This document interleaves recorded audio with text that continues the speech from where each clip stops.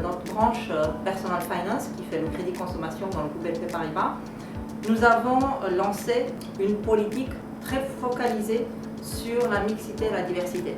Cela veut dire qu'on a des ambitions fortes et des KPI pour suivre la réalisation de ces ambitions afin d'assurer la mixité dans tous les niveaux de l'entreprise. Je suis aussi très fière d'être roumaine et de pouvoir dire que la Roumanie a fait de gros progrès. Depuis 10 ans, par exemple, l'âge des femmes détenant une position managériale a baissé beaucoup, ce qui veut dire que l'accès est maintenant plus facile à tous les niveaux. Mais surtout aujourd'hui, dans toute l'Union européenne, la Roumanie est le pays qui a le plus grand pourcentage de femmes dans des postes exécutifs supérieurs, et cela est de 30%.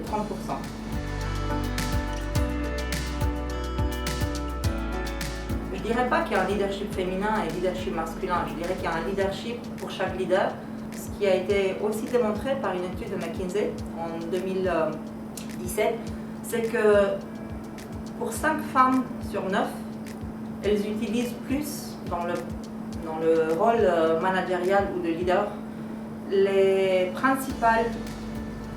principaux comportements positifs du leadership. La communication efficace, un mode managérial, un leadership participatif, le rôle modèle, donner du sens et inspirer les gens, et tout ce qui concerne le développement des personnes.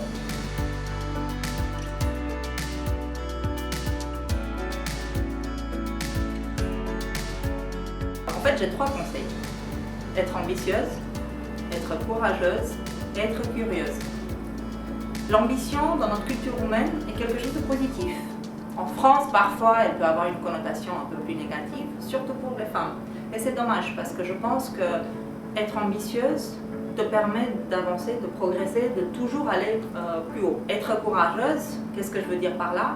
C'est avoir le courage de sortir de sa zone de confort. Être curieux envers soi-même, en fait.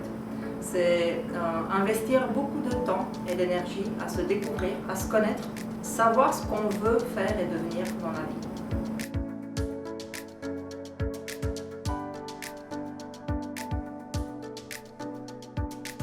Je pense que c'est un mix des deux. Il peut y avoir certainement un petit peu d'inné, mais sans investir et sans développer et sans faire croître cette graine d'inné, je pense qu'on ne peut pas arriver à être un vrai leader et un leader efficace. En ce qui me concerne, j'ai probablement cette mixité en moi, mais par contre, j'ai beaucoup investi dans tout ce qui développe ma personnalité, ma connaissance de moi. J'ai demandé toute ma vie des feedbacks aux gens qui m'entourent. J'ai fait beaucoup de coaching, j'ai fait beaucoup de mentoring. J'ai lu et j'ai participé à plein de cours sur le leadership, sur les compétences managériales. C'est ce qui m'a permis d'arriver à un niveau qui aujourd'hui accompagne le mieux mes équipes et mon organisation.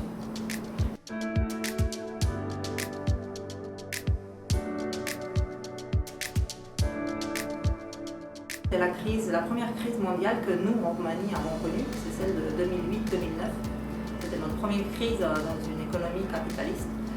Et nous avons eu beaucoup de mal, nous, managers roumains, à réagir, à se positionner et à savoir ce qu'il fallait faire.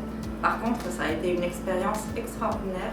J'ai appris énormément de choses. Tout ce que j'ai appris dans cette crise-là, j'ai pu l'utiliser à bon escient aujourd'hui, dans la crise que nous vivons aujourd'hui, en réagissant effectivement vite et avec courage et en prenant des décisions rapides.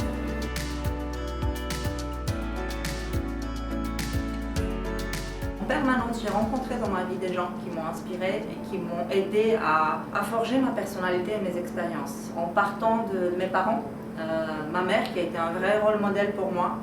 Nous avons chez EPF et chez BNP en général un programme de mentoring et moi j'en fais partie, je suis mentor.